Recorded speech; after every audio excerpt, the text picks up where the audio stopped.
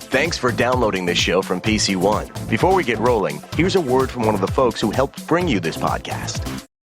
The following program is a PodcastOne.com production. He started in a small town in Texas.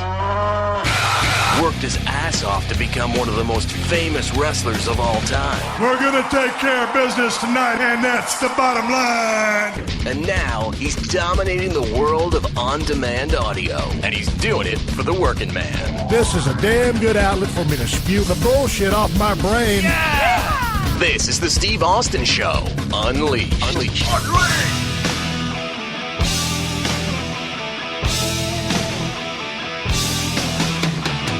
All right, everybody, welcome to Steve Austin Show. I am coming to you from the mean streets of Los Angeles, California today. I am sitting in my office at 317 Gimmick Street. I got my leg propped up on a cooler full of bullets, Pearl beer and neon clocks, secondhand spin around like a rotisserie chicken, and I got a knockdown, drag-out, badass show for you today.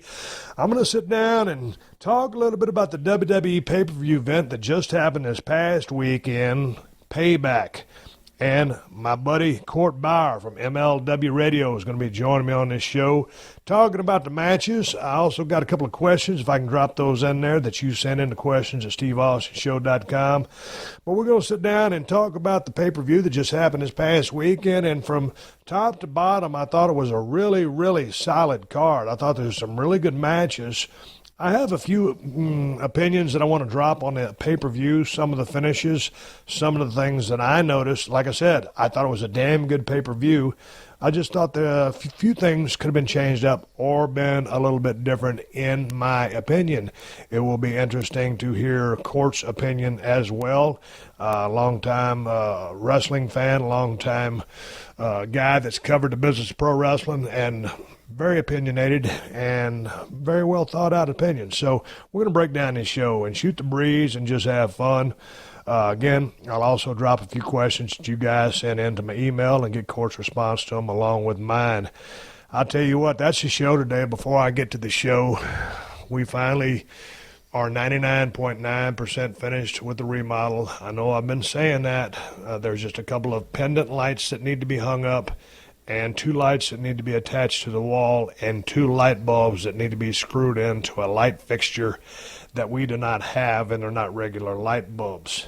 Other than that, everything is done, and I believe this Sunday we're going to start moving back in there. Oh, the fireplace. They got to put one more coat of stucco on, and they got to put these stones down on the hearth of the fireplace. That's all the work that needs to be done, and that will be done in just a few days. So the fact is, me and my wife went out the other day and started looking for some furniture. We don't need a whole house of furniture. We just need a couple of items. So we went out, we got a king-size bed because our other one was busted. It had the left leg over there on my side was sitting on a bunch of damn books we had stacked on top of each other.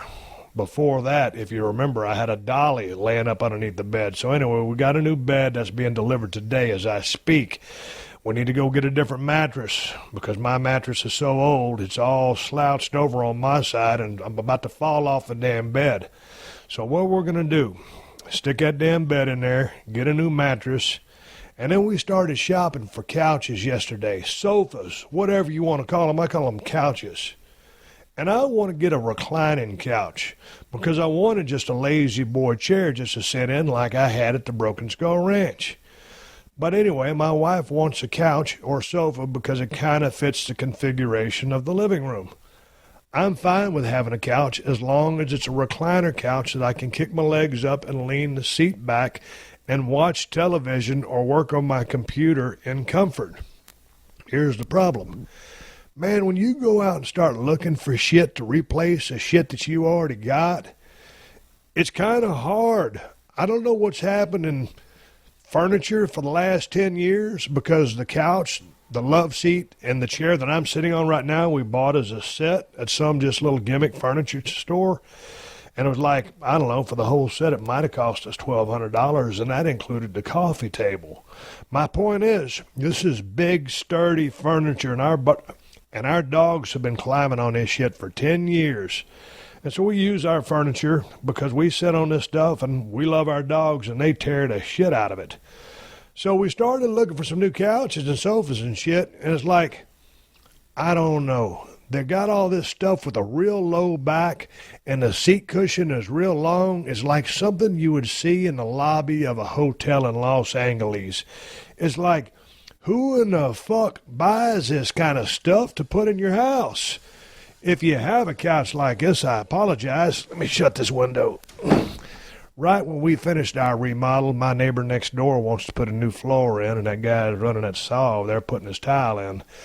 So anyway, it's hard to find a goddamn couch, and I like couches with a real thick pillow on the back side of the couch where you lean your shoulders on, because Moolah, for some reason, loves to climb up on the top of the furniture, and that's where she lays as she looks out and runs the security force here at the 317 compound.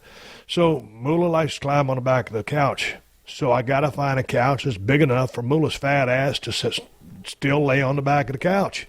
So we looked, and we drove out to Thousand Oaks, and then we looked over here in Hawthorne, California, and then we were going to go to another place, and I told my wife, I said, you know what? I said, there's nothing wrong with the shit we got.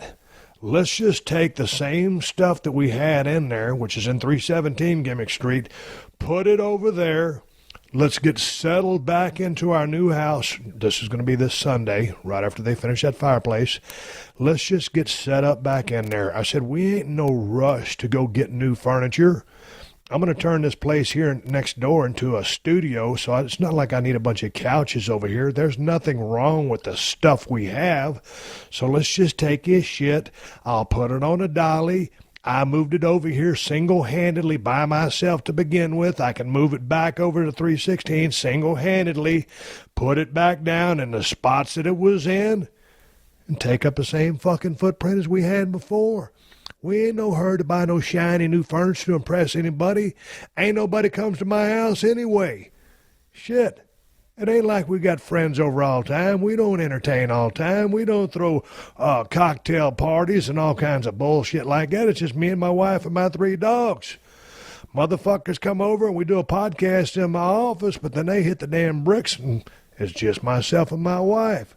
We ain't trying to keep up with the Joneses. We ain't trying to impress nobody. We'll keep the same shit we got for a while, and whenever we find the right couch and sofa and a single chair, well, then we'll buy it. And then we'll move the shit back over here. So I told my wife, I said, I'm just ready to get back over there, enjoy our new remodel, and we need a little bit more room. This little kitchen that's over here at 317, it's like a little galley. And my wife loves to get in there and just cook, but the problem is, if I go in there and start fucking around in the kitchen, we're walking around each other. The dogs are laying in the middle of the floor. It's a total clusterfuck. Our kitchen over at 316 is just a lot bigger, and it's not a big house to begin with, but the kitchen is wide open. So if I go over and stand beside the island and have a drink while she's in there cooking, I'm not right underneath their footsteps. We just need to get back over there so we have a little bit more space to operate, and it's not so fucking claustrophobic. I will say, with putting in those new floors and changing the paint scheme inside the house at 316, it's so much more efficient from a lighting standpoint. You can see much better over there, over here at 317 Gimmick Street. This house was built in 53, and most of the bedrooms, well, it's a 3-bedroom house. None of the bedrooms have a light in the center of the ceiling because they just didn't do that back then. There's a light switch on the wall which controls a plug-in switch. If you have a table lamp, then you can turn that table lamp on, but the lighting in this thing blows. And there's 2 lights in the kitchen, which are dingy yellow light, and you can barely see. I ain't sitting there complaining. Dig the place, but from a lighting standpoint, when it gets dark over here, you can't see shit. So that's the whole reason we remodeled our house, so we can enjoy the son of a bitch. So I'm looking forward to getting over there. That is my project for the week. And hell, on top of that, I've been trying to go out to the Broken Skull Challenge compound. I shipped all my Kawasaki mules out there. I'm trying to get out there and start riding them sumbitches more often. I've been meaning to get out to the shooting range and shoot with Lynn Thompson and the gang over at Cold Steel Knives in Ventura. Lynn got him a new shooting range, so I'm looking forward to going over and shooting some steel targets. I've been getting all these emails from people asking me about the ranch. Steve, what are you going to do? You're going to miss deer hunting. Steve, where are you going to go hunting this year? Aren't you going to miss all that hunting? Quite frankly, I am not. I'm going to go hunt down in South Texas for 2 weeks. Already have the ranch scheduled, and I'm looking forward to getting down there. Truth of the matter is, I'm probably just going to ride around on my Kawasaki mule and look for arrowheads. I want to shoot some steel targets. I just like hearing the bullet hit the steel. I like to shoot because I like to challenge myself and see what my skill level is at that long-range stuff. I want to go to a long-distance shooting range to have some lessons, learn how to call the wind, and dial in a scope that way, stuff out to 1,000 yards. Anyway, that's enough rambling. That's the things that I got going on. We're going to keep the same furniture we got. We're going to move it over this Sunday. Bed's getting delivered today. We will be back in 316. They're finishing out that fireplace middle of the week, and then we are 100% done after those 2-3 fucking lights come in, back in the crib, make this thing into a studio over here, and have some more guests come over here, and that's the bottom line. Before we get into breaking down Payback with Court Bauer, let me get into a little bit of Loot Crate. Loot Crate has announced the next crate in their bi-monthly WWE Slam Crate series. This time, the theme is stables. Why stables? Well, Loot Crate thinks a team of 2 is great, but a team of more than 2 is even better. So the Stables Crate pays tribute to the WWE superstars who banded together and became forces of nature. So sign up at lootcrate.com/unleashed by June the 15th at 9 p.m. PST so you don't miss out, because once this crate is gone, it is gone. And don't forget to use the promo code UNLEASHED to save $3 off your order. The Stables Crate is loaded with great items you'll only find from Loot Crate, and this box features looks from the likes of Triple H from his days with DX, Sasha Banks from the Four Horsemen, and Bray Wyatt of the Wyatt family. And, of course, there's an authentic T-shirt you can only get in a WWE Slam Crate. And there's a second action figure of the Attitude Series line. So sign up now at lootcrate.com/unleashed and do it by June the 15th at 9 p.m. Pacific Standard Time so you don't miss out. And remember to use my promo code UNLEASHED to save $3 off on your stable Slam Crate now. That's lootcrate.com/unleashed and use the promo code UNLEASHED to save $3 off your crate. Do it by June 15th at 9 p.m. PST, because once this crate is gone, it's gone. One last announcement before I get into the body of the podcast. Make sure you tune in Tuesday. Shane McMahon stops by 317 Gimmick Street. We had a blast shooting the breeze and talking pro wrestling / sports entertainment, then headed across the street and grabbed a steak. Check out my conversation with Shane McMahon from the WWE this coming Tuesday. This is Jay Moore. I have a new sports podcast every day. More sports. Hashtag more sports. You don't even have to know anything about sports to love it. All you got to know is I get down. I tell it like it is. I curse. I know. That's weird. And I guarantee you will love it. Podcast One app. Please hit subscribe. The Steve Austin Show. The Steve Austin Show. All right, check 1, 2. I'm rolling sound over here at 316 Gimmick Street. I'm in my motherfucking garage. I'm talking to Court Bauer of MLW Radio. You talk about headaches, hassles, and horse shit. I about had a gut full of all this moving and all this stupid shit, trying to get a signal going, trying to break down WWE Payback pay-per-view with Court Bauer. I try to sign on to Skype. My fucking Blue Yeti microphone doesn't work. Then I moved to the garage so I can get away from all the workers working over here. Court, welcome to the show. I got a welder working on my front gate. I got the ADT people in here installing an alarm. I got a couple of other people working on loose ends. I'm trying to get a signal. I was using a hotspot over at 317. It wasn't strong enough to work. I come over here, and then my microphone shits out on me, so now I just got this little gimmick cord plugged into the port on my computer. I'm using that. I don't know how it sounds. Do you read me loud and clear, Court? You are clear as crystal. Crystal clear. Can you tell that I'm mad as a motherfucker because of all this shit that's going on? Well, yeah, man, you keep hanging up on me for about an hour. I don't know what the fuck's going on. Well, no, it's because my goddamn Blue Yeti keeps crapping out and then the fucking Skype crashes. So you got a global icon, a national treasure. I'm sitting in an office chair in my garage. There's a power rack. There's weights everywhere. There's television boxes. I got file cabinets beside me. My laptop's sitting on my leg. This wasn't what I had envisioned. I wanted to be at a desk in a nice chair, being able to review the information that I've gathered to talk about this podcast with you.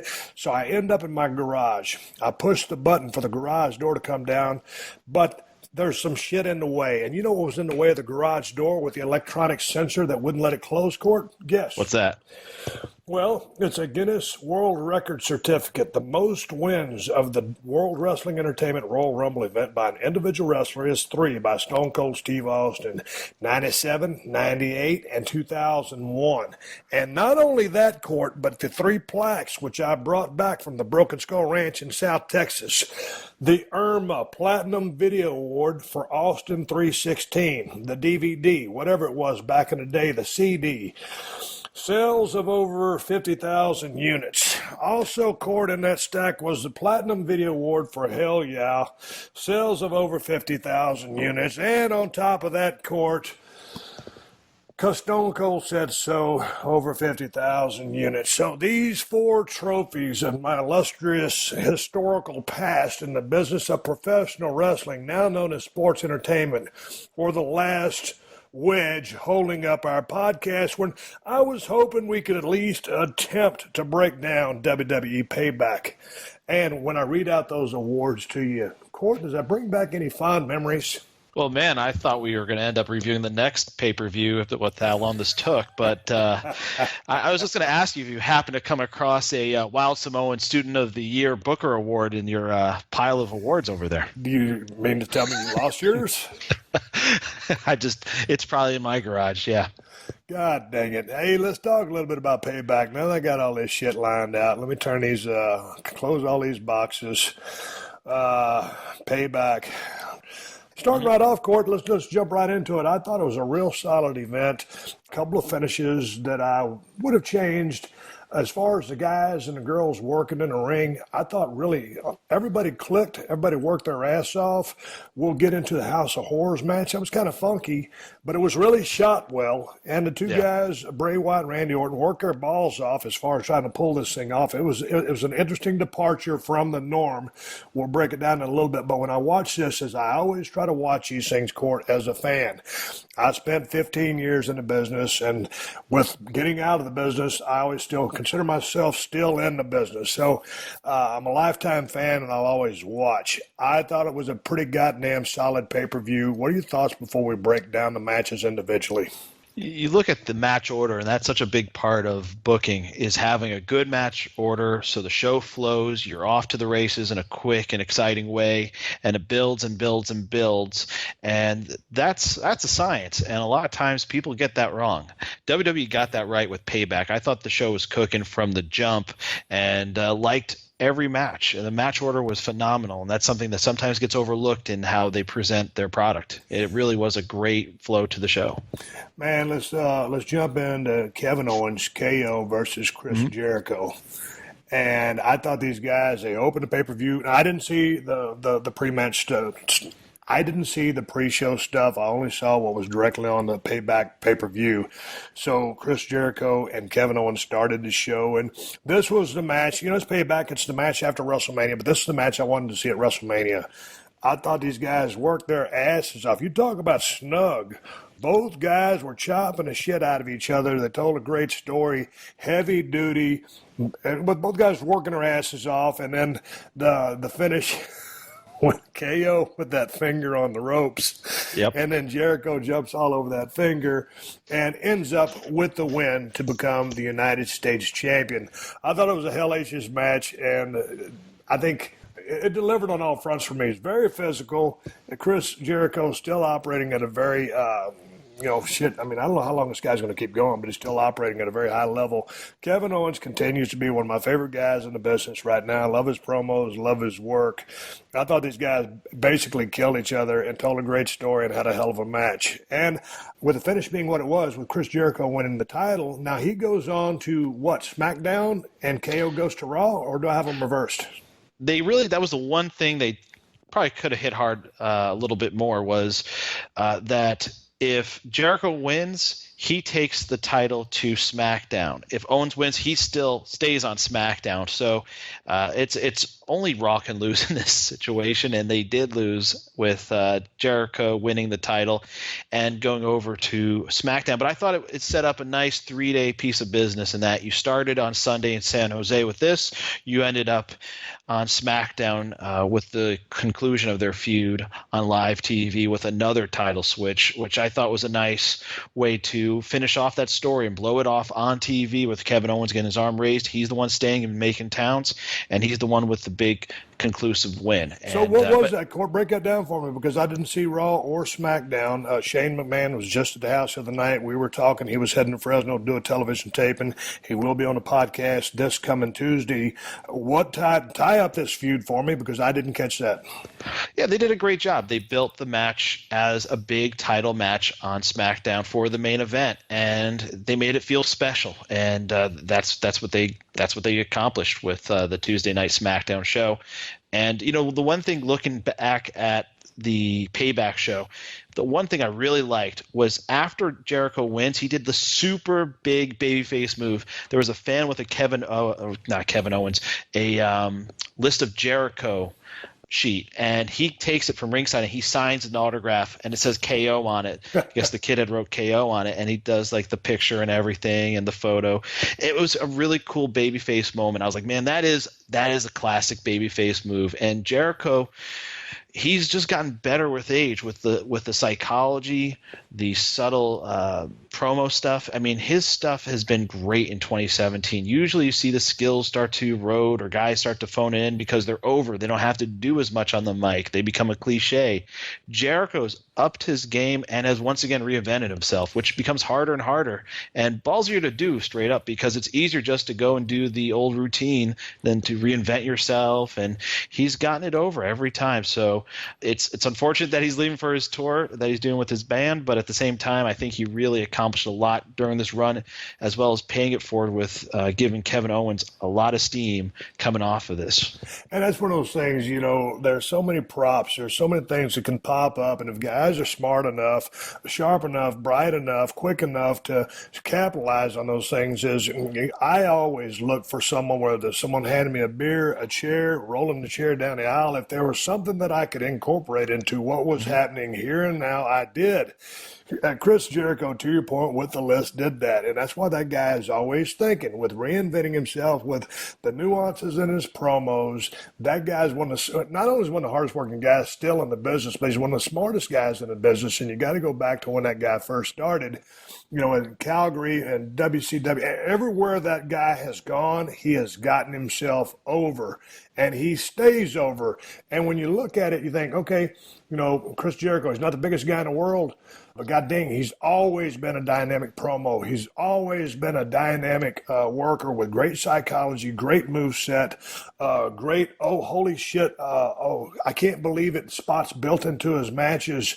So you're looking at a guy that right now, I don't know how many years he has in the business, but Chris Jericho, in my opinion, has put together one of the best runs in the history of pro wrestling. I think you got to put him in the top 10, because I put myself in there. You got The Rock, you got Brett, you got Hulk. I can name a few other guys, but Jericho is in the top 10 of all-time runs, in my opinion. Jericho, it's so hard to have that longevity, but I think those little spurts where he takes some time away, recharges the batteries, and gives him time to reinvent himself, refresh, it's good for the fans. and it's good for him. It's one of those things where how do they love you if you don't go away? And so to have those little sabbaticals has been very effective for him. And he always had great talent, from the jump, and he's just gotten better with age. He's interesting. He's going off to do his tour with Fozzy. I got a chance to see this new video. I forgot the name of the song, but goddamn, if you get a chance to see it, and maybe it's on Chris Jericho's website, or maybe he'll tweet it out on his Twitter account, but hell of a damn music video. I enjoyed the shit out of it. I got a sneak peek probably, but if you get a chance to go see Chris Jericho, tour him with Fozzy, Jesus Christ, this guy continues to be one of the hardest working guys in show business, and he's leaving the business of pro wrestling for right now to go get on the road and the rock and roll grind. And goddamn, I don't know how this guy keeps doing it. I mean, at some point you think uncle, but Chris Jericho with his podcast situation, I guess he's dropping 2 shows a week. He's got other shows on his Jericho network. His Fozzy stuff has been shit that's been ongoing for 10, 15 or more years. So that dude hustles his ass off. I'll stop blowing smoke up his ass, but goddamn, that's a hard-working son of a bitch. Congratulations, Chris. Hey, man, let's move on to Neville versus Austin Aries. This is a match that I was looking forward to, and I love the fact that Neville finally has picked up a lot of steam with just really being an evil character with a lot of venom and spite in him. He lays all his shit in. Austin Aries is a hell of a damn hand. These guys had a goddamn really good match going on. And then what was the finish on there? It was like a submission-style finish, but Neville grabs the referee's hand, forcing the disqualification. Aries is in there holding his jock strap because he just got fucked out of the title because Neville got himself disqualified. I thought they told a great story. I thought there was a lot of back and forth great action because both guys are outstanding hands. Both guys are veteran wrestlers. A lot of people didn't like the finish. I myself did like the finish. And it leaves definitely. you wanting more of these two. The right guy, Neville, hangs onto the belt. It would be sweet to see if Austin Aries ever gets it. But for right now, I thought it was the right finish, and it was fresh for me. Good undercard finish. You don't have to have clean finishes up and down the card. For the second match on the main show, it worked. And I think you can't overlook that Neville has totally adjusted his work style, his in-ring presentation, his persona, which isn't easy to do when you go heel. I mean, he had a crowd-pleasing spot, arsenal, everything, and he's totally changed it. You see how his facials are changed. He really plays the camera really well with how he works the eyes, how he milks the audience, tries to get his heat, and works a more deliberate heel style. He slowed down, and it's different, and that's a hard adjustment for a lot of guys. They don't really make it so easily. He did a great job. Austin Aries, natural heel here, trying to be a babyface. It's a little awkward, but mechanically the match was great. They told a great story. The one thing that's really bothering me right now is there's too much black on the gear. If you look at these two guys, they both had almost identical gear, and that's the same issue if you look at the main event for Monday Night Raw. You had Finn Balor, Seth Rollins. They all had black gear in that triple threat. The Miz, silver trim, black trunks. And it's like you got to change it up, you got to differentiate, or you all kind of blend in, especially to a super casual fan, and just to market yourself differently. I think it's important not to wear all black. It looks good, but you got to differentiate. If you see that everyone in the locker room is wearing black, it might be time to go in a different direction. God dang, you're nitpicking on the costuming. But I want to say this, and to your points about Neville, when this kid first came in, he was a good-looking kid. He's got a great physique. He's got a great moveset, all kinds of athletic ability. He just comes in as a baby face, the man of gravity, forgot whatever the gimmick was, kind of a white meat baby face, if you will. And, you know, it was he's a hell of a worker. He's been around for a long time. He knows his craft very well. But there just wasn't enough to him. And so to make this switch, to make a heel turn, to turn the volume up just from the salt and pepper on his words and his promos, his looks of disgust, the facials, man, big thumbs up, or 2 middle fingers up, I should say, to Neville for making the transition and to trying to be a full-blown heel who embraces the heat, who wants heat, who's not afraid of the heat, and who's not trying to be a cool heel. So I give that guy a lot of credit for reinventing himself, going a different direction, and in my opinion right now, he's a super hot commodity. I would keep the belt on him for a while. You need a really strong babyface to come in there.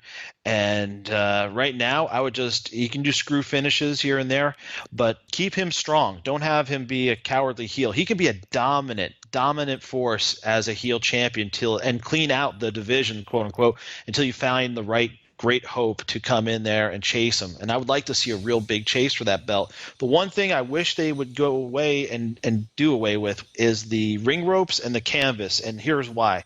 These matches lose momentum from the audience point of view when you're sitting there in the crowd and they go dark for upwards of 10 minutes to do all these changes, the aesthetic changes. And you can feel it when they come back out after doing a few promos, a few commercials, a few interviews backstage, and they come back out there, the crowd's lost a little something. And you see it on Monday night too. If they just were to keep it clean and not make those adjustments, I think the crowd would be a little bit more energized at the beginning of these matches, because now these guys have to work from a deficit, get the crowd back in it, get them hot, and get them into your match, which they often do, but it's harder. I wasn't even aware that they were doing that, Court. Yeah. What happens is you'll notice it on Monday Night Raw. They'll pad the show in between a cruiserweight match and what comes before it, and they'll do promos, they'll do commercial breaks, they'll do whatever they can to cover that time so they can get those purple ropes on, get that different canvas that's branded the cruiserweight division, whatever it says on there, and just make it look a little different. It's the only division they do it for, which is kind of weird. If they did this for every division, I get it. And that's a disconnect for me, because Vince is like, well, continuity is big when you're branding your championships, and it's a weird departure. I know they're trying to make it feel special and different. They even splash a little bit of purple lighting in the crowd, but I think you don't need to go there. I just give them good action and say this is what the cruiserweight division's all about, this style, this fast, dynamic, 205 and under, and you're good. You don't have to go that far. Yeah, well, goddamn, I watch this show very intently and with purpose, because I figured we might be talking about it, and I just wanted to enjoy a wrestling pay-per-view, and I did. But that was something that didn't even catch my eye. I didn't pay any attention to it. I was just watching the match for what it was. But goddamn, to your point, when you go through a setup like that and you got to get the people back, and there's been a little bit of a lull, man, you're working uphill. But these guys didn't miss a beat. They worked their ass off. Told a great story. I enjoyed the finish, and then the right guy ended up with the belt. And, hey, man, I'd like to see Aries get another chance at it. And if he can take it from him, more power to him. I like the finish. And also, one more point about Neville. He really is reminding me, and I know he's not trying to be Dynamite Kid, and Dynamite Kid's one of a kind, but when I see this kid work now with that venom in him, a little more snap to his work, maybe he really reminds me a lot of a Dynamite Kid. Well, he has that aggression. That might be it. Because, there's only one Dynamite, but he has more aggression, and that's one of the things, the intent to hurt and the aggression that Dynamite had was so spectacular that a lot of guys don't have, but they need. Yeah, and with Dynamite, he would just swarm you, and that's the same thing you see with Neville now. He's really on you, and he's like a pit bull, just like Dynamite was, and that's what you need to be in the cruiserweight division is a pit bull, and I think they got out of that very, very strongly with the DQ finish. Austin Aries looking strong, Neville, looking still strong, standing tall. This feud must continue. Okay, we're going to move on, but I want to bring up this point of aggression and pitbull attitude as it comes back further down the card. I wanted to set the hook there. Pay attention. All right, before we go into the next match, which was the Hardys versus Cesaro and Sheamus, let's just talk about each team to begin with. First of all, the Hardys come in, and as I was talking about Jericho a while back, talk about the Hardys. These guys have been around for a long time, and they were always able to get themselves over to a very high level, oftentimes without a green light push. And then they'd split them up, or they'd do something with them, or they'd try to get them over, and they got over to a very high level. Then they left for a long time. Now they're back. Yeah. But before they came back, Court, Matt Hardy came up with this off-the-charts character, totally against anything that he's done. Here's a kid from North Carolina. All of a sudden he's got a British accent, and it's all about delete. And what's the name of the little thing that they're flying around? Vanguard 1. Vanguard 1. God damn, what a good idea. And whether it was theirs or not, the fact that Matt Hardy pulled off this character, and then also with Jeff Hardy's participation in the angle, they were both outstanding in this. To come back to Raw, now they're just the Hardys. Now that's good enough for me. I just wanted to say how much they've changed, and what did you expect when they came back? Because they got a huge ovation at WrestleMania 33. Now they're back, WWE champions, and they're still clicking at a real high level. I got to give these guys a ton of credit for reinventing themselves and getting back in, and people are so happy to see them. But now they're just the Hardy Boys. What are your thoughts about that? I think the broken concept was great because it's so hard to be the Pretty Boys, the cutting edge tag team, both these qualities that made the Hardys, that made them break out, 15, 20 years ago. It's hard to age gracefully when you're a cutting edge wrestler, mechanically speaking, an innovator, and also a pretty boy. They usually don't age well. It's a hard gimmick to live up to when you're, north of 35, eyeing 40. And the broken concept played to those strengths and was able to mask the weaknesses of an aging pretty boy tag team and made them eccentric and allowed them to do different things and work a different style. So the expectations were different. They went more entertaining than, workhorse. And they're still great workers, but they adjusted their style. They adjusted their personas, and it played to their strengths, not their weaknesses. And that's what I loved about the broken concept. It was entertaining, yes, but it was able to give them a new lease on life, a whole new lease on life, a whole new line of merchandise, and it really became not just a cult thing. I mean, it was so big, you see a whole arena, WWE arena, before they even signed, chanting delete, delete, doing the whole hand slice thing. So, I mean, they got it over in a big way over at Impact and then on the Indies as well, and then going to WWE, reintroducing them as the Hardys. The classic version makes sense because Vince is going, that didn't happen in the WWE. To him, it didn't happen. So you have to reestablish them. And then gradually, I think they're going to transition to a form of the broken characters. But there's some sort of IP hang up with Impact Wrestling. I guess they're negotiating. We'll see if they can get the rights to it, because when you typically create a character somewhere, a promotion will claim the intellectual property. And sometimes it's also how it's carved out in a contract.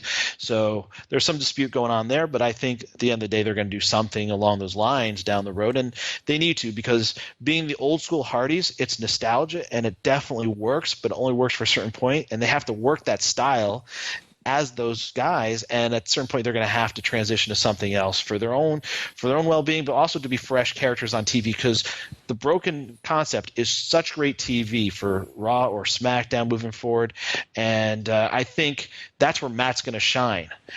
Jeff in this current configuration shines a little bit more than Matt.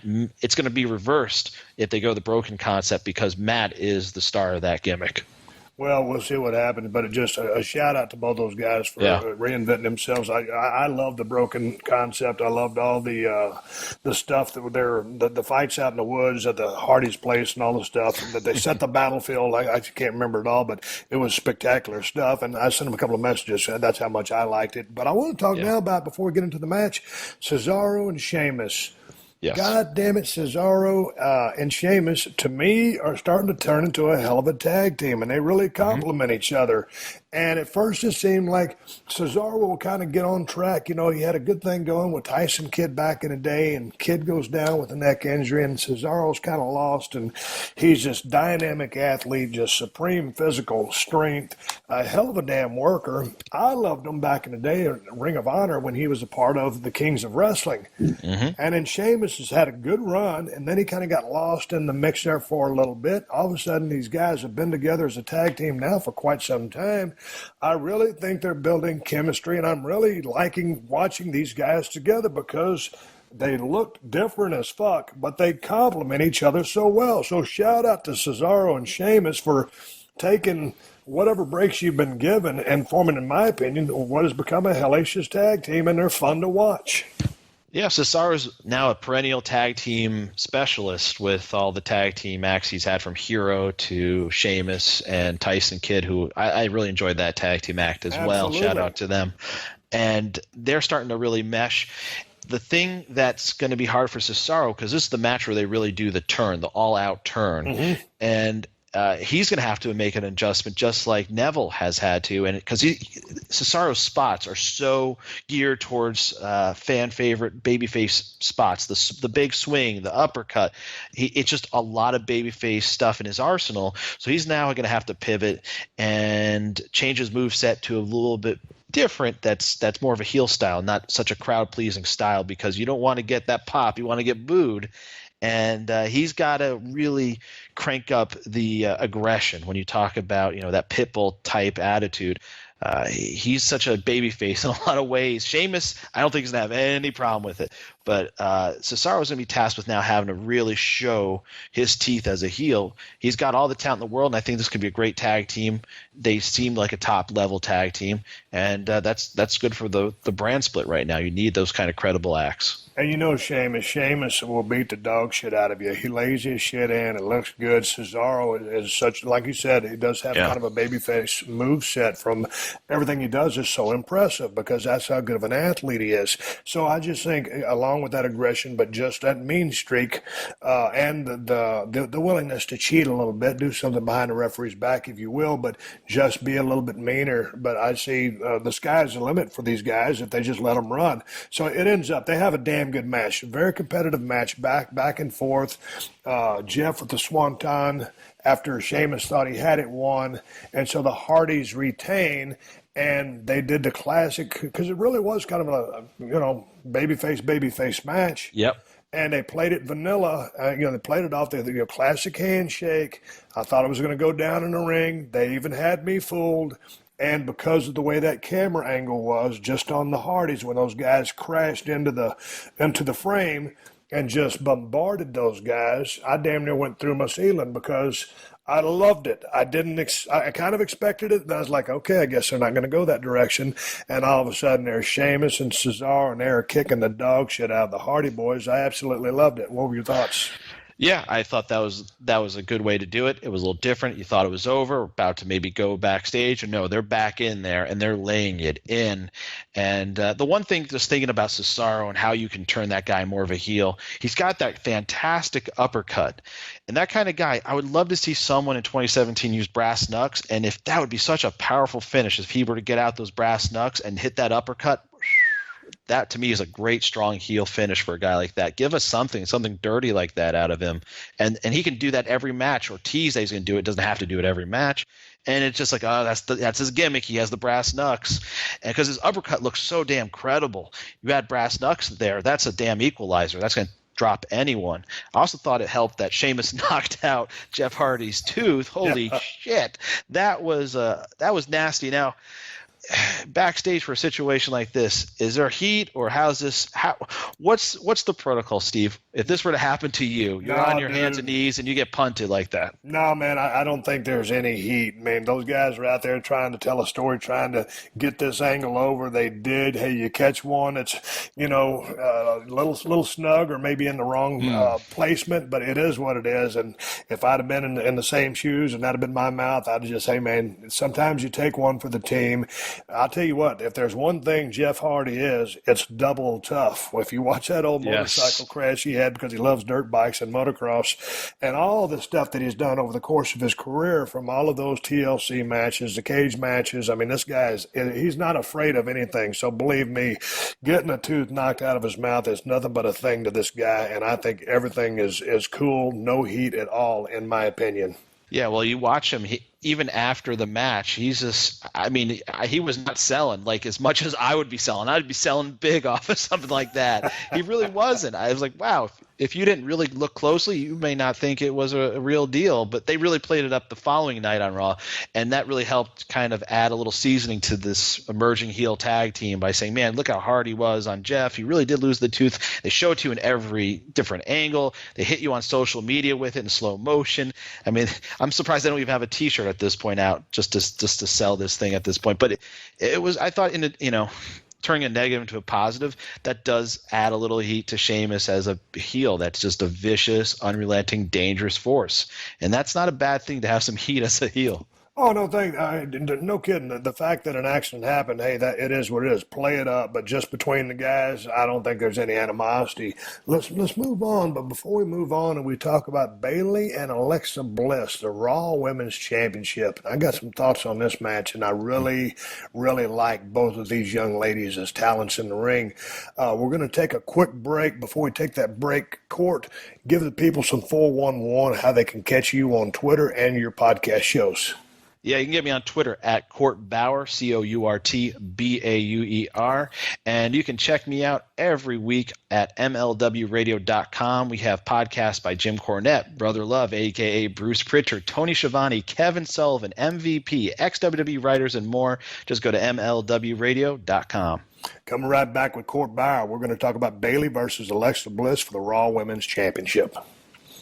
Okay, before we keep rolling with today's show, I have to take a minute to make sure y'all are covered for Mother's Day because it's coming up, folks. And you don't want to be standing there empty-handed come Mother's Day Sunday. That's where I come in. I got your back with a gift idea that both Mom and your wallet are going to love. The Books. I know the sending flowers online isn't always easy to do. Sure, you get hooked in with that $19.99 advertised price, but then when you get to checkout, the price suddenly jumps to $100, and that's because of all those shipping, handling, and special care fees that get added on. Here's a solution: Books.com. Books are farm fresh flowers that can last up to 2 weeks, and they're cut to order, and they're always fresh and guaranteed to last. Books flowers start at just $40, so they won't break your bank either. And when I say $40, I mean $40. Ain't no hidden fees, ain't no special care and handling fees either. What you see is what you get with the Books. And right now, if you register at Books.com and use my promo code Steve, you'll save 20% off your order and receive free weekday delivery. So register now at Books.com and use my promo code Steve to save 20% off your order and get free weekday delivery. That's promo code Steve at Books.com. If you're in the market for a car, then you need to check out TrueCar. TrueCar gives you the price and information you need to feel confident about your purchase. When you register with TrueCar, you'll see what other people in your local area paid for the car you want. And from there, you can connect with a local TrueCar certified dealer and enjoy a more confident car buying experience. TrueCar shows you real pricing on actual inventory, so you see competitive pricing offered to you by TrueCar certified dealers for vehicles that are actually on their lots.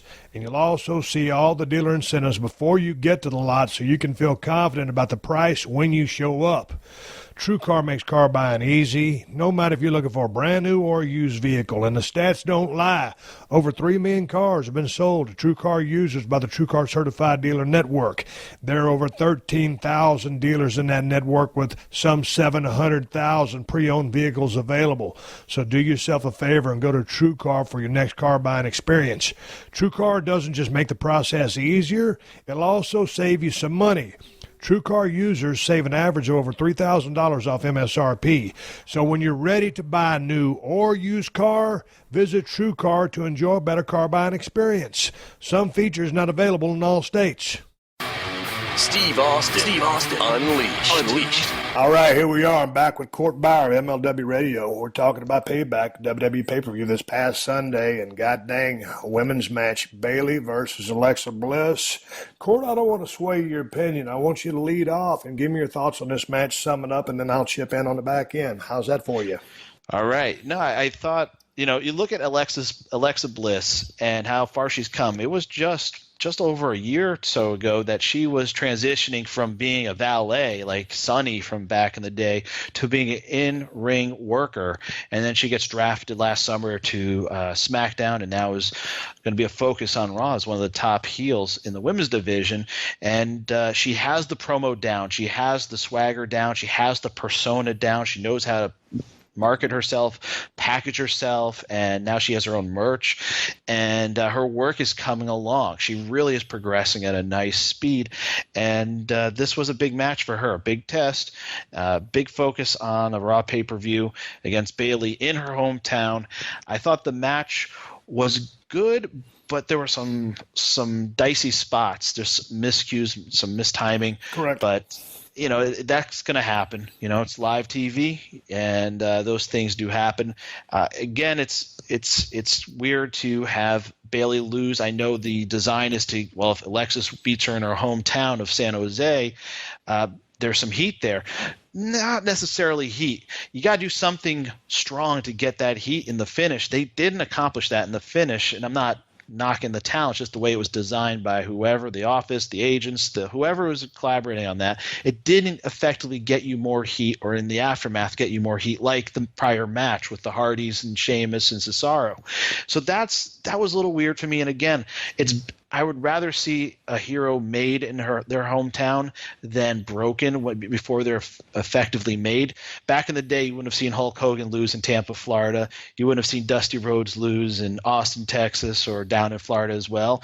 You protect them in their hometowns. And listen, it goes back to Bret Hart. He didn't get beat in Canada for a reason. And maybe it goes back to Montreal. And I want to bring up the Montreal Screwjob, but maybe it goes back to 97, because then it was a real big issue to lose in your hometown, and Brett wasn't feeling it. There was other circumstances, of course, but I wonder if Vince in the back of his mind is thinking, man, we got to condition the talent to not being so strong in their opinions about losing their hometown.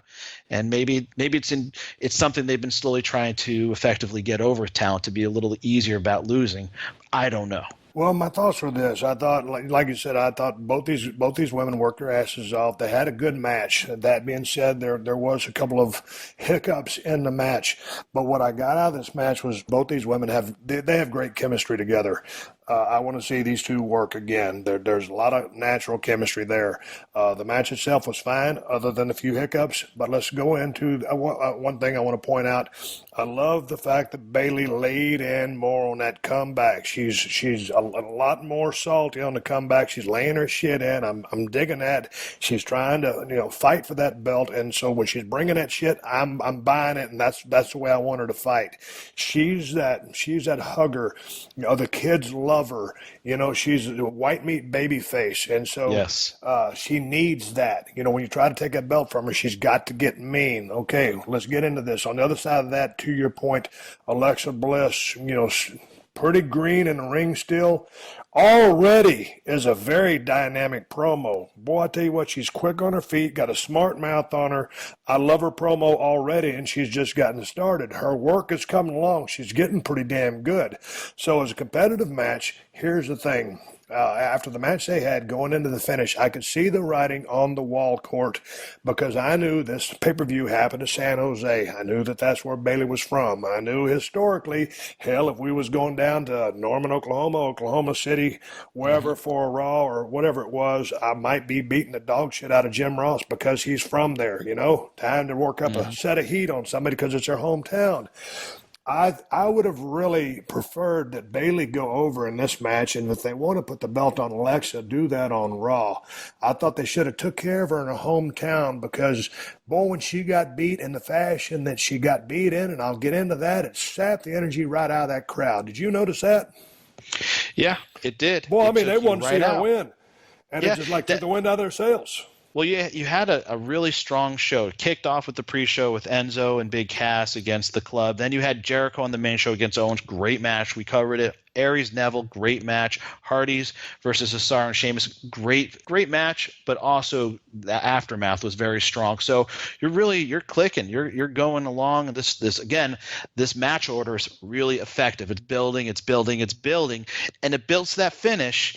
And the air goes out of the arena. And I could see it coming, and the reason I could see it coming, because she runs into that turnbuckle cover, whatever it is, and that's one time. And then she hits it again, and I'm thinking, okay, they're putting a chink in her armor, here's a shot into the side of the battleship, small package, and then Alexa just picks her up, DDT, clean in the middle out of nowhere. After, like I said, the two set shots on the turnbuckle gimmick. I was like, man, if you're going to beat Bayley, this needs to be a screw job finish, so in my opinion, so that Alexa gets some heat out of it. And so you have some sympathy for Bailey. I mean, maybe some people had sympathy for Bailey. She kept running into the thing. It was a part of the match, right. DDT out of nowhere. But I thought if you're trying to heat Alexa up, and she's a pretty good little heat-seeking missile. She's got a little bit of heat to her, but you always want more if you're going to beat the champ in her hometown. Screw job finish, so you got sympathy for Bailey. Alexa is moreover because of the heat. So I thought leaving this match, I always look at what happens to each person or each tag team after the match, where they were as compared to where they were before the match. So I looked at this as pretty much Bailey comes out a little bit on the downside because she lost seemingly clean, in my opinion, in the middle of the ring to Alexa. Alexa comes out as the champion, so a little bit further down the road because she is the champion. But if she'd have done a screw job and had heat, cheated somehow to win, she'd still have the belt. She'd have more heat. Bailey got screwed out of it, so then you have sympathy for Bailey, and you want to see him, and you're more sympathetic towards Bailey rather than her getting beat clean. So I think that, Bailey came out on the negative side. Alexa came out on the positive side, but both could have come out on the positive side, and Alexa even more so by getting the belt done in a screw job fashion over the babyface. Do you see what I'm saying there? Yeah, and I mean, I would have pushed the title switch back maybe even 24 hours just to put it on Raw or something like that. I would have too. And because I understand they were selling a ton of Bailey merch in San Jose at the arena because that's her hometown. She's the hometown girl.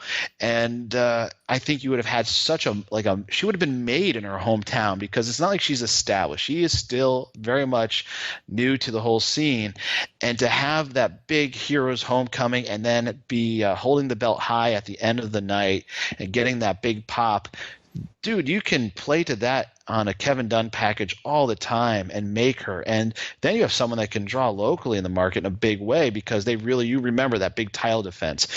Again, 24 hours would have made a world's difference on this. Dude, I agree 100%, man. Her holding that belt in her hometown, she would have been a lot more over. And, here's the thing. Alexa Bliss goes into this. They have a damn good performance, a couple of hiccups, but just because of the rub of being, in a high-profile spot, it wasn't the main event, but god dang, it's a damn good spot. She's going to come out just from a heel standpoint of getting her shit in, working on the heat, and then somehow Bailey slips over. But I just would have either 24 hours, like you said, done it on Raw, but I would have let the champ Bailey, being from San Jose, win her hometown.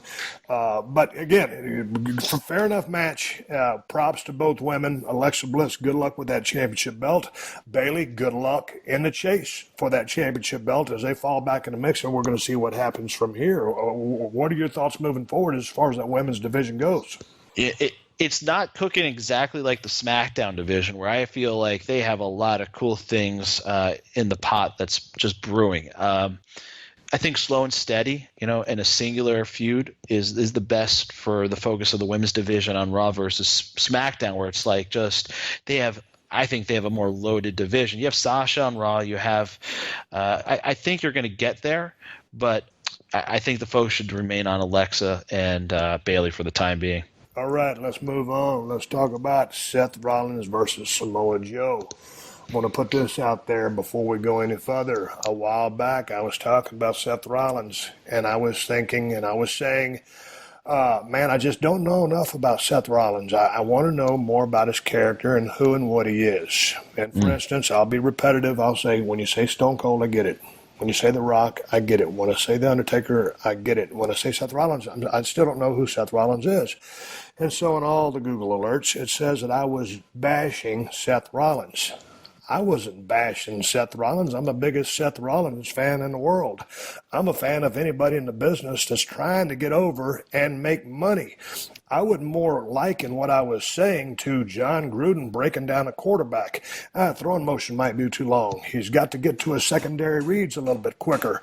That's all I was doing, was offering my analysis of what Seth Rollins brings to the table and who and what he is. I simply would like to see more character development. Goddamn, he's a hellacious hand in the ring, great athlete, good sequences, great high spots. I just want to see more character. So for the papers or whoever's the dirt sheets to say that I was bashing him, totally unfounded. being critical of who and what he is? Yeah, because that's what I am. It took a car ride going to Memphis, Tennessee. One day when we were riding to a show with Dr. Tom Pritchard, when he told me, he said, Steve, he goes, what is Stunning Steve Austin? Who is that? And he asked Primetime Brian Lee in the back. He goes, Brian, what's so primetime about you? Neither one of us had an answer, Court. So that was, Tom Pritchard gave me the heads up years ago, riding shotgun down the road in a car. So that's all I was doing is talking about Seth Rollins. I wish this guy all the luck in the world. That being said, let's talk about this match. Samoa Joe is one of my favorite workers in the WWE. Well, probably, in all of the wrestling world right now. That son of a bitch is salty. His shit looks good. Those great jabs, whether it's the right hand or the left hand, the kicks, just his timing, his psychology. I'm a huge Samoa Joe fan. As far as Seth Rollins rolling into this match, you came out of WrestleMania, you beat Triple H. I thought he needed to inflict more damage onto Triple H than he did at the onset of that match. And I thought with Samoa Joe, damn near ruining this guy's or ending this guy's career or putting him on the back burner, that I thought, just looking at this match, I'll break down the match, but just looking at this match for what it was, hard fought. I thought these guys both worked their asses off, and I watched it twice.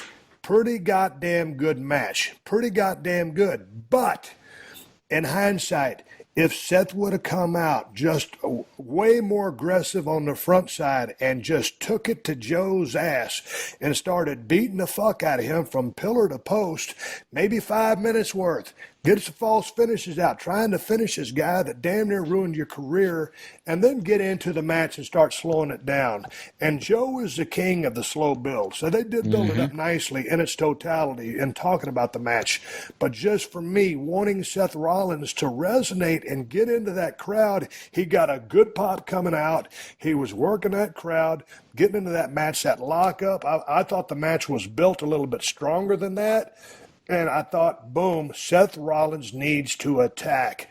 And it ends up coming out that, Jesus Christ, Joe has Seth Rollins basically in a sleeper. They go down. Seth has the wherewithal to do some kind of rollover. Joe's shoulders allegedly are on the mat. There's a 3 count. Seth rolls out with the win. When you watch the replay, referee is right there. Joe's left shoulder, or is it right? His right shoulder is nowhere near the mat, but it's a 3 count. I didn't like the finish. I know you're protecting Joe here. I didn't think, Seth got anything out of this because he wasn't offensive-minded enough. In its totality, it was a pretty damn good match. I just wanted Seth to be more aggressive. Help me out, Court. What are your thoughts on this finish? What are your thoughts on the match? Does anything I said resonate with you? Yeah, with Seth Rollins, I think if he were to check out a lot of Bret Hart's work and how Bret paced himself from fighting underneath and then firing up, he could do the same kind of stuff with a much more cutting-edge 2017 arsenal at his disposal, and I think he would have a more effective, complete match. I think when you talk about, who's this? What's his persona? What's he all about? What does Seth freaking Rollins mean?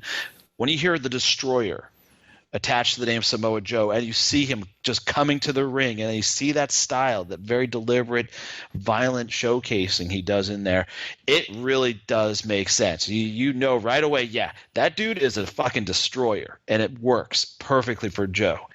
Seth Rollins needs a little bit more of an identity, and I don't see that right now. The finish, to your point, yes.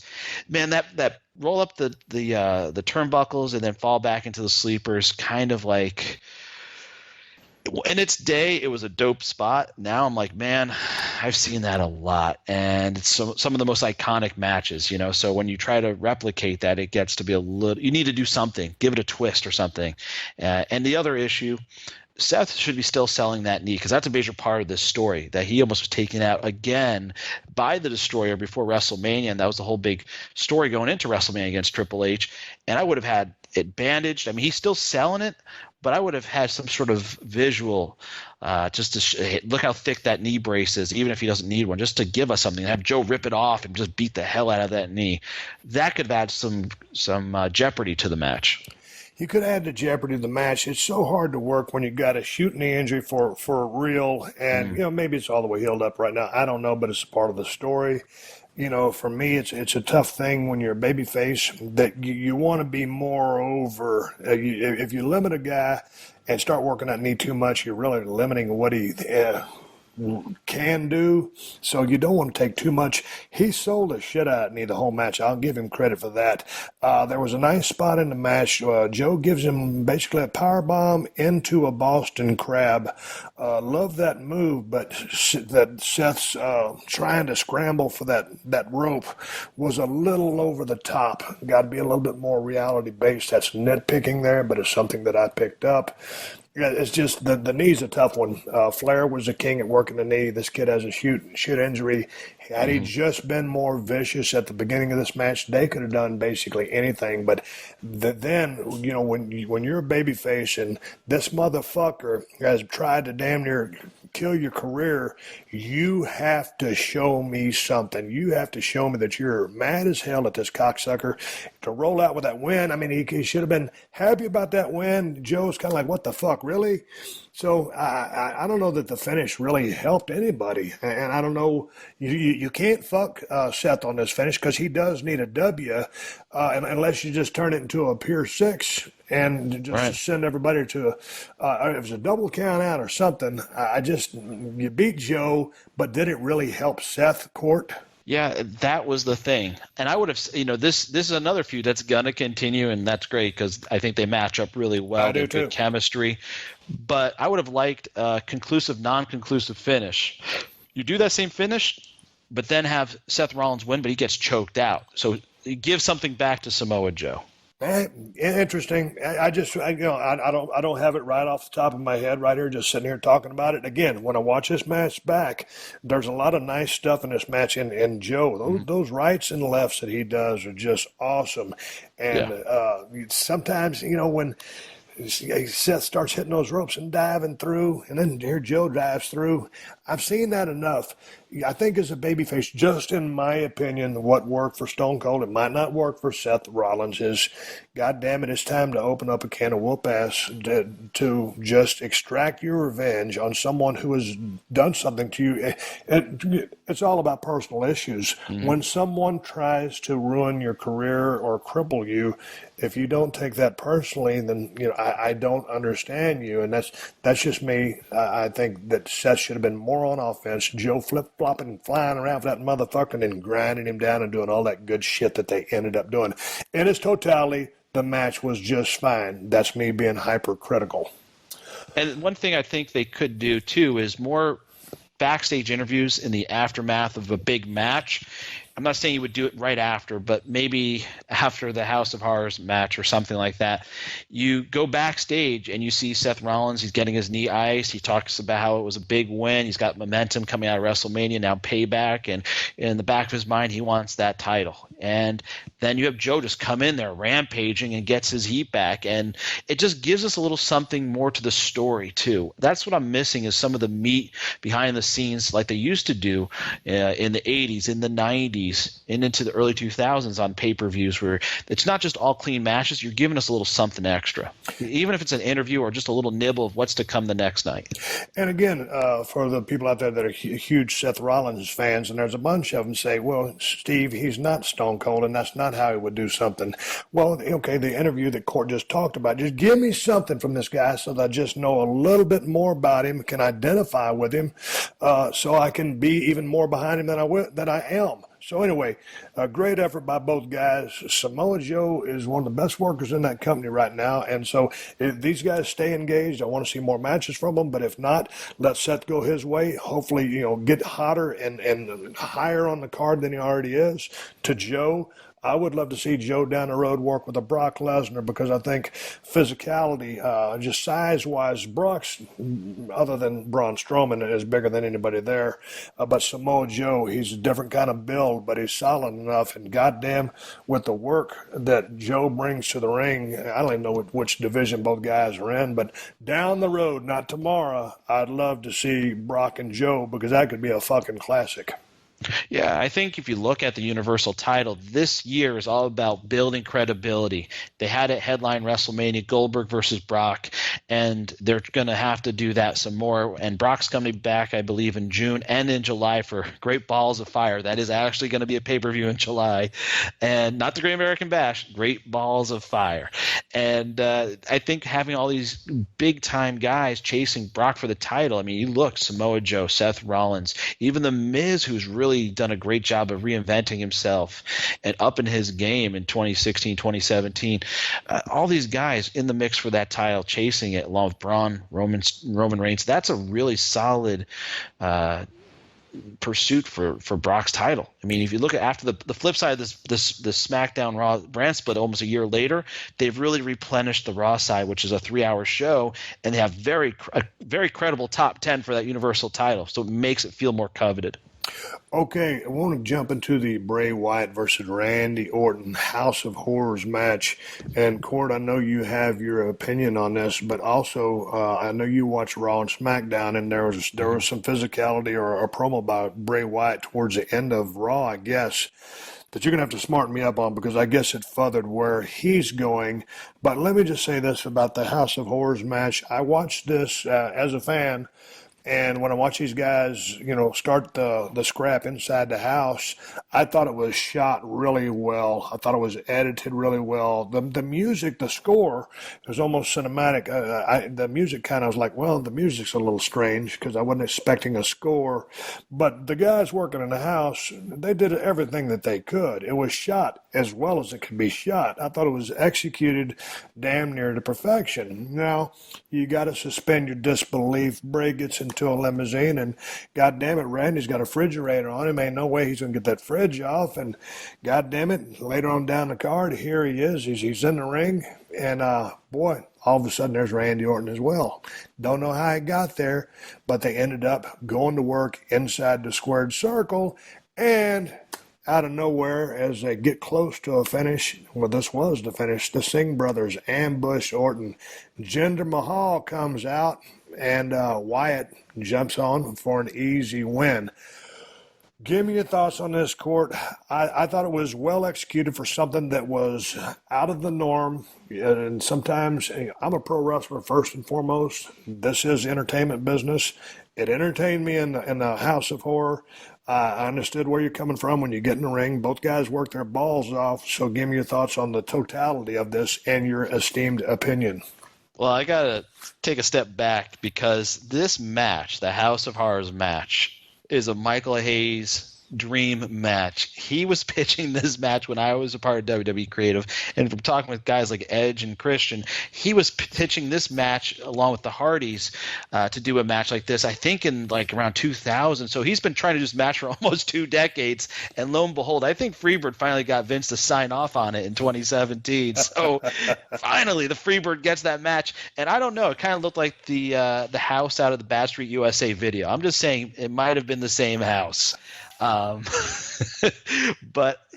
I think it's a difference of 24 hours. To me, this concept would have been a huge hit on live Raw versus pay-per-view. I just think it would have worked a little bit better. You could have done it in the first. I mean, listen, you have 3 hours on a Monday night. You could have started that match at the top of the first hour, go back to it, and then finish it in the third hour. And for TV, I think, tune in. There's some weird haunted house match going on. It's better free TV than a network event type match. That being said, it was a funky match, but the thing is about wrestling, I love something that's a little different, a little off the beaten path. And this was way off the beaten path. It wasn't quite as good as like the Hardys when we talked about their broken stuff they did in Impact, which I thought was really well done. This wasn't their stuff is almost supposed to be kind of hokey. This felt a little hokey, but it wasn't intentional, and you got to protect Bray's gimmick. And I thought seeing Bray in a limo was a little odd. It's one thing Randy Orton, but it was a little odd, and I thought the blue lighting was a little odd on the outside. I thought the tractor gimmick was a cool spot when they had it going backwards and forward and all that shit. but it was almost in that it was kind of campy for me. It was a little campy for me, but to each their own. And hey, that's why I like wrestling, though, because you can have stuff like this. You can have a Chamber of Horrors match like Dusty did in '92 in WCW with El Gigante, the Steiner, Sting, Abdullah.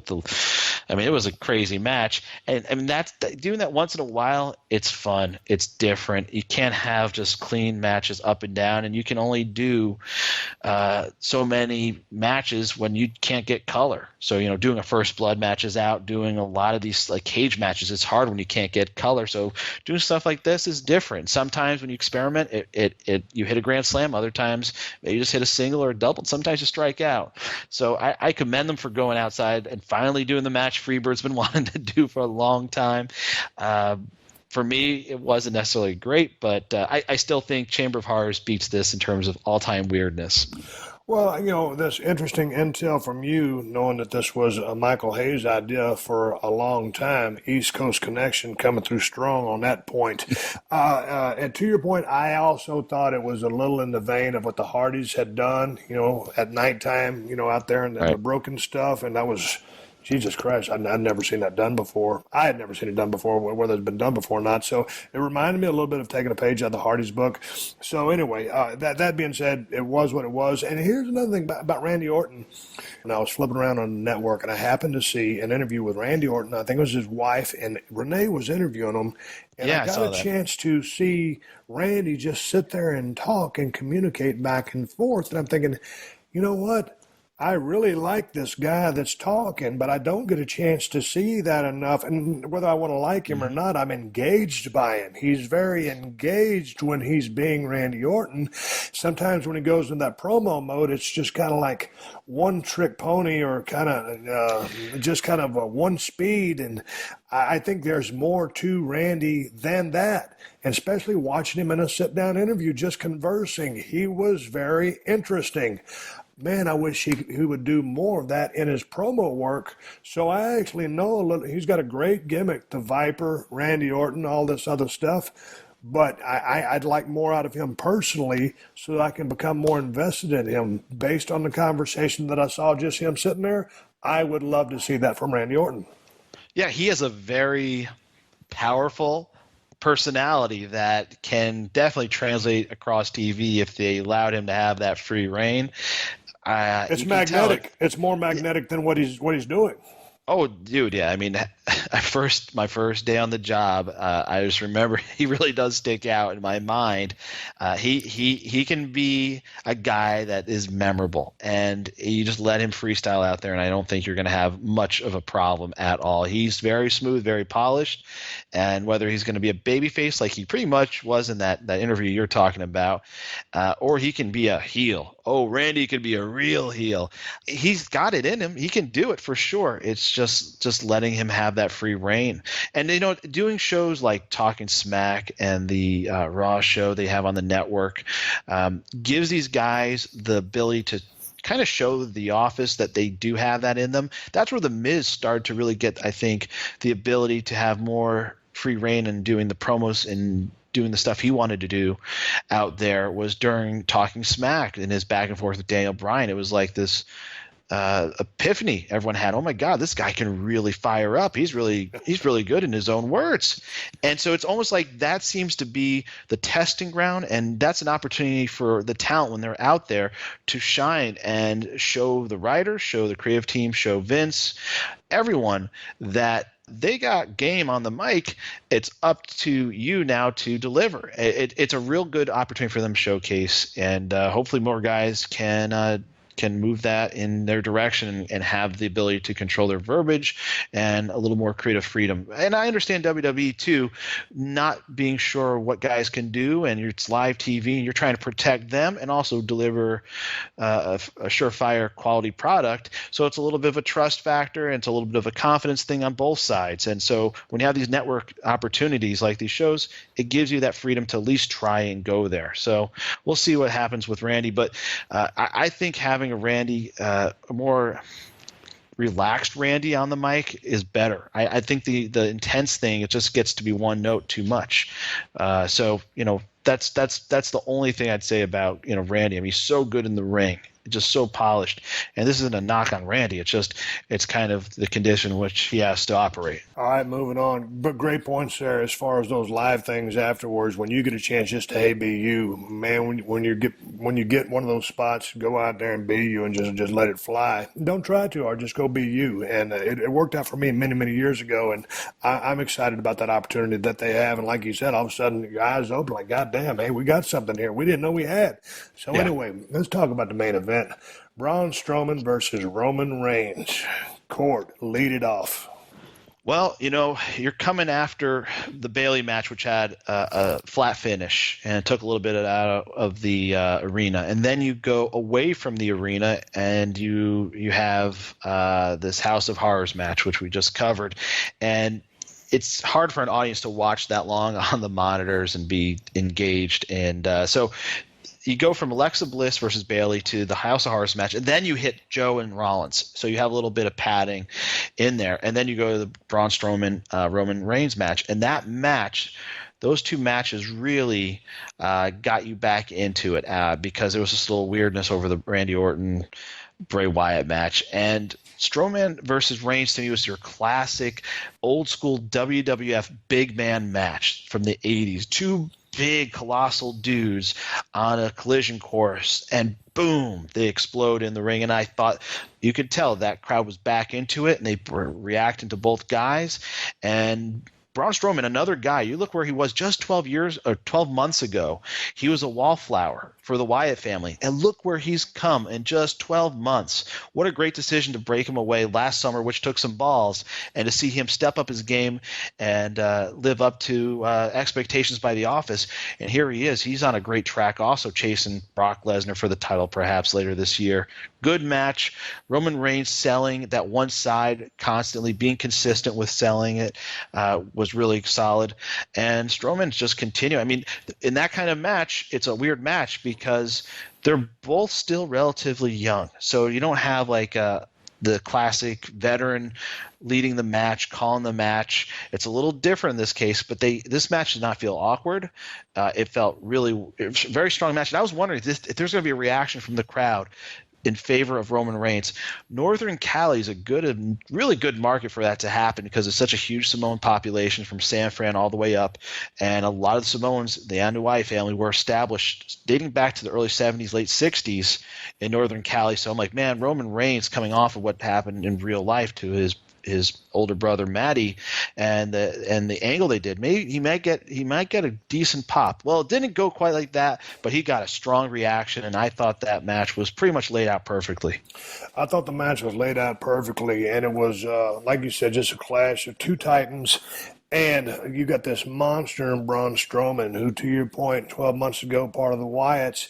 And this guy has picked up the business in a very rapid fashion. And the guy's got superstar written all over him. He's got a great look. He has great size. And god dang, he's already a really good promo. This kid has a gift for the gab. I did a podcast with him at the Staples Center several months ago. And just sitting down talking to the kid, I was like, holy shit, this guy, he's not at a loss for words.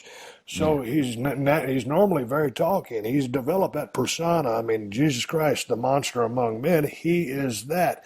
Roman Reigns, I thought this was one of his best performances. Yep. And he's been through a lot of high-profile matches with a couple of guys that knocked it out of the park and then sometimes didn't.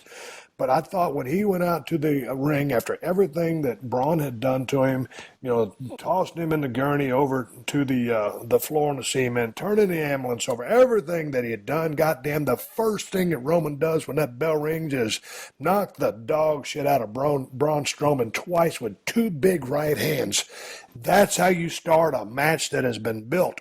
And so there they go, back and forth. And I thought the match had really good flow to it. Roman starts this thing out with the two big right hands, and bam, it's back and forth. It's a brawl. It's power moves. Both guys selling for each other. No one really dominates the match. It's just two guys going back and forth. And then finally, with all the damage that Roman has sustained throughout the angle, throughout the match, and you can kind of start seeing this thing come, like like at the end, goddamn, they're the monster's going over. I want to call him a kid. He's younger than me, but all of a sudden the monster's going over in this thing, and sure enough, there it was. When I started seeing that Roman go for that spear, and then not so fast, my friend. Boom, 1, 2, 3, statement win. And that win, Court, was a great win for Braun Strowman because he's a big bad motherfucker. The loss for Roman gets more out of a loss than he would have with a win, because now I feel the loss has humanized him. Now, you're watching the product with two different opinions these days. Back in the old days, you just watch the storylines unfold, and that's the only way you watched it. These days, you watch what's going on, but then you question the writing. So here, if you ever question the writing, or if you're watching both ways, well, the writing is, finally this kid does the JOB, and it's like after you've been shoving him down our throat for so long, now he loses. Hey, I respect the kid.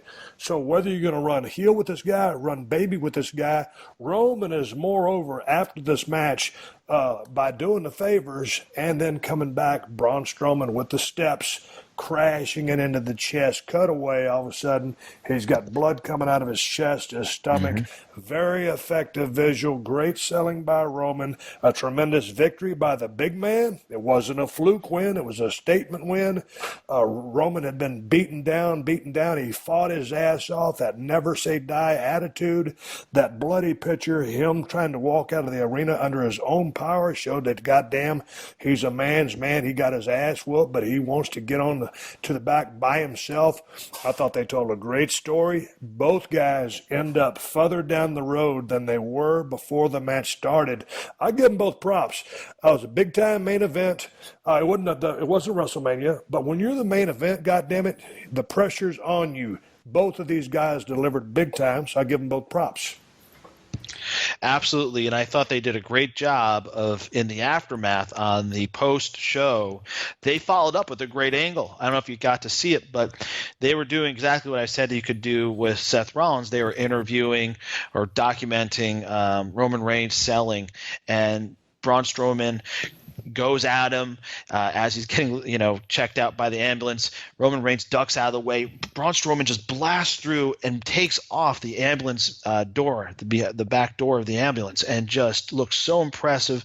And they did a little something that gave us a little bonus in the aftermath of everything to, again, push it forward to the following night, to continue this feud moving forward, to get both guys, give both guys a little something in the aftermath. And I like giving us that little morsel to have in the post-show. Gives the post-show some meaning too, and it gets Raw right off to a hot start with, hey, you better have tuned in to the after show because you got to see something interesting.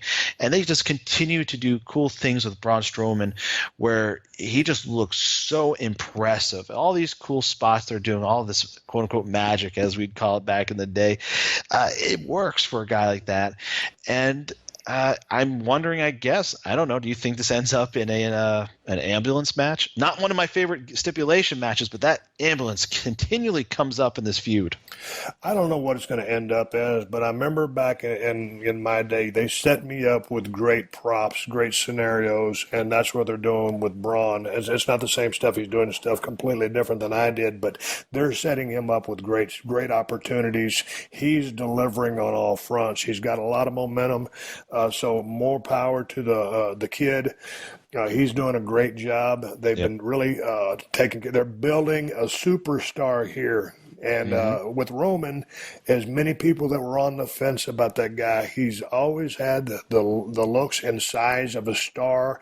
Now in my opinion, I just think the loss was big time for him, and that sell job on the back end of that. Still more fire from that guy at the right spots, but man, Roman is further down the road after this match than before, so I thought it was a win-win for both guys. It wrapped up the pay-per-view. They were in the main spot. They delivered. I thought from top to bottom, we had our issues with some of the matches, some of the finishes and what we saw, but I thought it was a great event for WWE, and if you haven't seen Payback, you ought to get on the network and watch it because I really enjoyed the show. Court, I know you're on MLW Radio. Drop some 411 for the people one more time before I ride off in a sunset and bring this thing home to a close. Yeah, check me out and all the characters: Tony Schiavone, Bruce Pritchard, MVP, Kevin Sullivan, Eric Bischoff, Jim Cornette, ex-WWE writers, and more at MLWradio.com. We actually even have a writer's room featuring ex-WWE writers taking you inside the creative process at Titan Towers. The latest show features over 90 minutes of analysis and insight on the upcoming Vince McMahon movie as the writers got their hands on the script. So spoiler alert if you happen to check that one out. But you can check us all out at MLWradio.com, and I'm on Twitter at Court Bauer. All right, Court, I'll catch you down the road. See you later. All right, everybody, give me the go-home cue. It's time to wrap up this podcast and ride off in the sunset. Before I go, I want to give you guys something to watch. If you haven't seen WWE Payback, I suggest you go back and watch that pay-per-view. I thought it was a real solid effort. There was a couple of things, as you heard in the show, that maybe I didn't agree with or Court Bauer had thoughts on, but I thought it was a damn good event. And going back to the main event, I really thought the main event put both guys, Braun Strowman and Roman Reigns, further down the road in the directions that they're trying to go. For Braun Strowman being as new to the business as he is, it looked like a superstar. For Roman Reigns to be able to show some vulnerability, maybe that match humanized him. The sell job on the stairs, the fire in the beginning of the match, I really enjoyed those performances. And from top to bottom, as you heard on the podcast, I had my thoughts on the pay-per-view. So I thought it was a real good event. I thought it was a great day at the office for all the guys and the girls that participated in the event.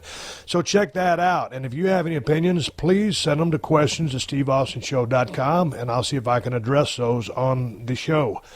I am working right now on getting some studio lines installed over here at 317 Gimmick Street. I want to be able to open up the phone lines and be able to talk to more people about things like this. So stay tuned for that in the future. It should be right around the corner as I get moved back into 316 Gimmick Street.